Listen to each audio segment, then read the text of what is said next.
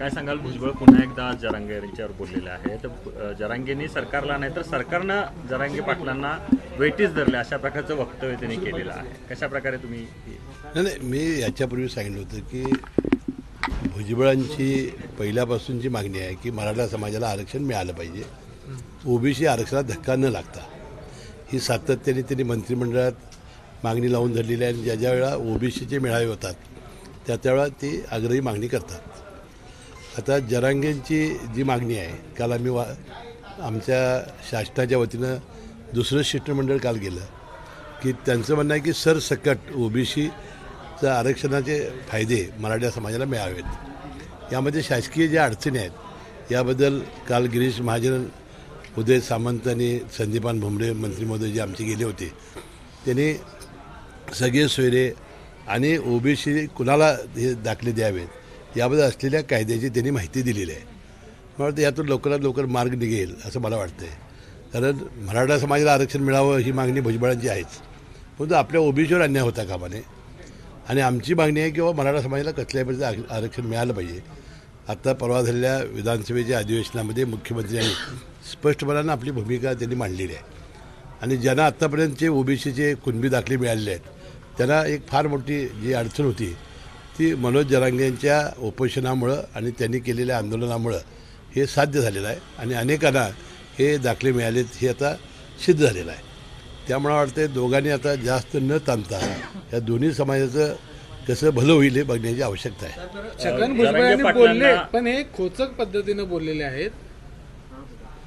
कसे बोलले मी काय ऐकलं नाही. मी तेच म्हटलं की बा सकाळी 6 पासून फार माझ्याकडे गर्दी असते, त्यामुळे मी काय त्यांचं ऐकलं नाही, परंतु त्याची भूमिका मला माहिती आहे. जरांगे पाटलांना कुठेतरी सरकार गाफील ठेवत जे आहे ते ठेवलेलं आहे, त्यामुळे ते कुठेतरी मागणी पूर्ण होत नाही असं दिसते. कारण सरसकट मराठ्यांना आरक्षण मिळालं पाहिजे ही मागणी त्यांची पहिल्या दिवसापासून आहे, जी शेवटच्या दिवसापर्यंत आहे. पण आता सरकार म्हणते की सरसकट देता येणार नाही. सरकारची दुप्पट्टीपणाची भूमिका यामध्ये दिसते.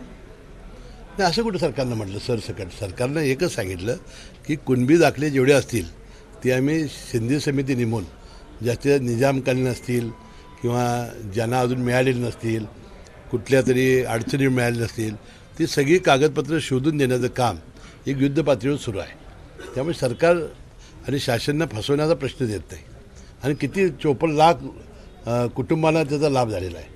हे फसवण्याचा काय प्रश्न? साहेब, सोयरे या शब्दावर आडलेलं दिसते. पत्नी आई अशांना ते दाखले देता येणार नाही, अडचणीचं ठरलं, कायद्यात बसणार नाही असं म्हटलं जाते. काय तुमचं नेमकं? हे काल स्पष्टपणानं गिरीश महाजनने आपली भूमिका मांडत असताना ओबीसीचे फायदे कुणाला द्यावेत ते आईपासून किंवा त्याच्या सगळ्या सोयऱ्यापासून रक्त म्हणजे काय, रक्ताचं नाती काय याबद्दल स्पष्ट आपला कायदा आहे, त्याप्रमाणे ते होणार आहे.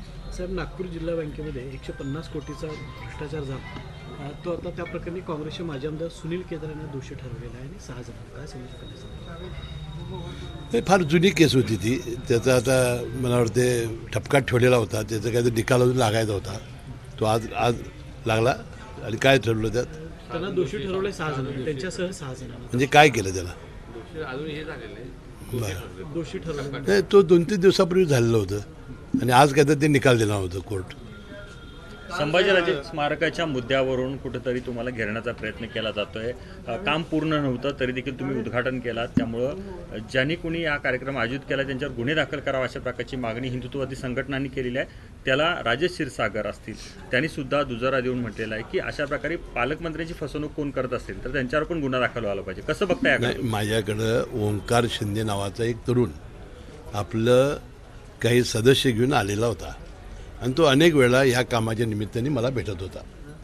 त्या मुलाची प्रामाणिकपणाने इच्छा होती की या शहरामध्ये पापाच्या तिकटीला संभाजी महाराजांचं स्मारक व्हावं. त्यासाठी त्यानं कुठल्या तरी विधानसभेच्या सदस्याकडून निधी आणला, महानगरपालिकेकडून निधी आणला आणि फार प्रयत्नपूर्वक त्यांनी ते स्मारक केलेलं होतं. आणि त्यांनी ज्यावेळेला मला निमंत्रण दिलं त्यावेळेला मी ते क्षणात स्वीकारलं. कारण मी त्यावेळेलाही तुम्हाला सांगितलं होतं मी छत्रपती संभाजीराजे, छत्रपती शिवाजी महाराज, छत्रपती शाहू महाराज हे आमचं दैवत आहे. आता त्यांच्या उद्घाटनाला मी जाण्याची तारीख ठरवलेली आहे आणि एकदा तारीख ठरवल्यानंतर ती तारीख बदलणं योग्य नाही, माझ्यावर आरोप होतील. आणि त्यामुळे आता त्या अपूर्ण होतं काय पूर्ण होतं काय मला माहिती नाही, पण त्याची जी शिक्षा असेल ते आम्ही बघू. साहेब, कोविड मोठ्या प्रमाणात वाढत आहे. नवीन व्हेरियंट महाराष्ट्रामध्ये दाखल झालेला आहे. पहिला रुग्ण कोल्हापूरमध्ये सापडलाय. जे1 म्हणून एक नवीन व्हेरियंट आता तयार झालेला आहे. गेले एक 3 आठवड्यामध्ये त्याचा प्रसार फार मोठ्या प्रमाणात झालेला आहे. केरळमध्ये याची सुरुवात झाली आणि अनेक प्रदेशातून याची सुरुवात झालेली आहे. हा इतका घातक आहे असं माझं मत नाही, परंतु 2 दिवसापूर्वी नागपूरला आमचे जेवढे शासकीय वैद्यकीय महाविद्यालय आणि हॉस्पिटल असतील त्यांच्या डीनची मी बैठक घेतलेली होती. काल मुख्यमंत्री महोदयांनी आम्हा दोन्ही मंत्र्यांची म्हणजे सार्वजनिक आरोग्य खात्याचे मंत्री, मी स्वतः आणि आमच्या पूर्ण डिपार्टमेंटची जिल्हाधिकारी विभागीय आयुक्त वगैरे यांची बैठक घेऊन त्यांनी सूचित केलेलं आहे की लोकांना घाबरण्याचं काही आव्हान म्हणजे करण्याची गरज नाही, परंतु लोकांनी सावध राहण्याची आवश्यकता आहे.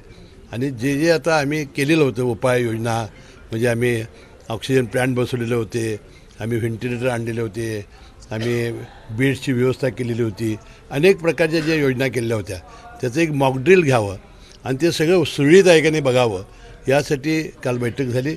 आणि मला वाटतं सगळं आता खातं आमचं सज्ज झालेलं आहे. कुणी लोकांनी घाबरण्याचं आवाहन करण्याची गरज नाही. ज्यांना झालेला आहे त्यातले फक्त 1-2 पेशंट सोडून बाकीचे सगळे होम आयसोलेशन आहेत. कोल्हापूर महानगरपालिकेनं मास्क वापरावं अशा प्रकारचं आवाहन केलेलं आहे. तुम्ही नाही, मास्क वापरण्याचं आवाहन सगळ्यांनी केलं, पण ते काय सक्ती नाही. मास्क घालणं ही काही सक्ती नाही, परंतु ज्यांना आता सर्दी झाली असेल, ज्यांना हे झालं दुसऱ्याला होऊ नये म्हणून त्यांनी मास्क घालावा असं आमचं आव्हान आहे. जरांगे पाटलांच्या सोबतची कालची चर्चा फिसकटल्यानंतर आता सरकार पुढचं काय पाऊल टाकणार? आणखीन एकदा शासन भेटेल, त्यांना आणखीन समजावून सांगण्याचा प्रयत्न करेल. शासन आपले का प्रयत्न सोडणार नाही आणि दोन्ही समाजाला आरक्षण दिल्याशिवाय राहणार नाही. लोकांच्या मनामध्ये असा प्रश्न आहे की हे लोकसभेची आचारसंहिता लागेपर्यंत पुढे ढकलत नेईल सरकार आणि मग आचारसंहितेचं कारण देईल. आता समिती नेमली आपण शिंदे साहेबांच्या अध्यक्षतेखाली. 54 लाख काय 60 लाख कुणबी दाखले शोधून काढले. त्यानंतर मागासवर्ग आयोग त्याचे सदस्यांनी राजीनामा दिल्यानंतर दुसरा मागासवर्ग आयोग ताबडतोबीनं न्यायमूर्ती शुक्रे यांच्या अध्यक्षतेखाली नेमला. त्यांनी आपलं काम सुरू केलं. मराठा समाज हा मागास आहे हे सिद्ध करण्याचं काम युद्धपातळीवर सुरू झालं. आता फसवण्याचा कुठं उद्योग होतोय? आपण एवढं सगळं युद्धपातळीवर प्रयत्न करत असताना शासनाची प्रामाणिक भूमिका आहे. मराठा समाजाला आरक्षण मिळालं पाहिजे. कुठल्याही समाजाच्या आरक्षणाला धक्का न लागता. मोठ्या प्रमाणामध्ये खासदारांचा आवाड्याने एक मोठा दावा केला की भाजप आणि आरएसएसची एक बैठक झाली ज्यामध्ये आता जे कोणी भाजपमध्ये किंवा सत्तेमध्ये आलेले इतर पक्षातील लोक आहेत त्यांना कमळ चिन्हावरच येणाऱ्या निवडणुका लढवाव्या लागणार आहेत. आणि दुसरी गोष्ट म्हणजे विधानसभा निवडणूक जी आहे ती भाजपनं स्वबळावरच लढावी, एकट्यानं लढावी अशा पद्धतीची चर्चा त्यामध्ये झाल्याचा दावा जितेंद्र आव्हाड यांनी. त्यांच्या ज्या प्रतिक्रियेनंतर भारतीय जनता पक्षाचे प्रदेशाचे बावनकुळे साहेबांनी तात्काळ त्याचा इन्कार केला आणि त्यांना सांगितलं अशी कोणतीही गोष्ट नाही आणि हा तिघा पक्षामध्ये भांडणं लावण्याचा उद्योग आव्हाड करतायत. साहेब, 146 विरोधी पक्षाचे 146 खासदारांचं निलंबन केलंय. कुठंतरी इंडिया आघाडीनं आरोप केलाय की हा देश हुकुमशाहीकडे वाटचाल करतो. नाही, त्याबद्दल काही मला माहिती नाही. मी काय दिल्लीला वगैरे खासदार वगैरे झालेलो नाही अजून. मी काही माहिती घेतलेली नाही.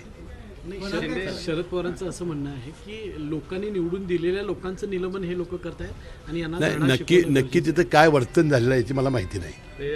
आज आता दिल्लीत बैठक झाली. संजय राऊतांनी घोषित केली की 23 जागा महाराष्ट्रात लोकसभेच्या ठाकरे गट लढवणार.